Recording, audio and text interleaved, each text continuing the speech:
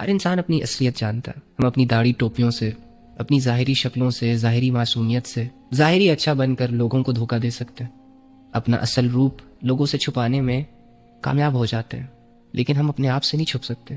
میری برائی مجھے بے چین کرے گی، میری بری نیت جہاں میری ظاہری دنیا بنائے گی تو وہاں میرے اندر کی دنیا کو اجاڑے گی بھی.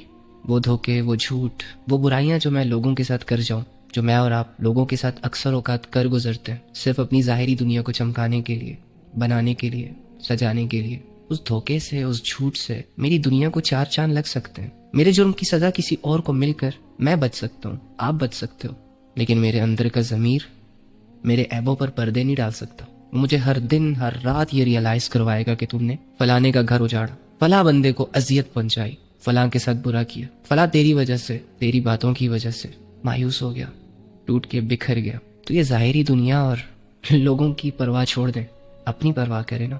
اگر ساری دنیا آپ کے ساتھ کھڑی ہو گئی اور تم اندر سے اپنے ساتھ کھڑے نہ ہوئے تو پڑ گئے نا اکیلے. کیا فائدہ ظاہری بھیڑ کا، ظاہری تعلقات کا؟ لوگ تمہارے قریب آ رہے ہیں تمہارے جھوٹ، تمہارے فراڈ، تمہاری نافرمانیاں، تمہاری چالاکیوں کی وجہ سے، لیکن تمہارے اندر کا انسان تو تم سے دور جا رہا ہے ان برائیوں اور ان بے وفائیوں کی وجہ سے. دنیا راضی اور تو اپنے آپ سے راضی نہیں. دنیا تیری عزت کر رہی ہے لیکن تو اس عزت کے لائق ہی نہ ہو. اوکے فائن، دنیا تجھے بڑا نیک سمجھ رہی ہے، لیکن مرنے کے بعد اگر تمہیں اپنی حقیقتوں کے کھل جانے پر ڈر لگ رہا ہے تو کیا فائدہ ہے اس دنیا کی 60-70 سال کی واہ واہ کی؟ بڑا اچھا بندہ ہے جی. بھائی لوگوں کے لیے اچھا نہ بن، اپنے لیے اچھا بن، اپنی فکر میں اچھا بن، اپنی آخرت کی فکر میں اور اللہ کی خاطر اپنے آپ کو اچھا بنا.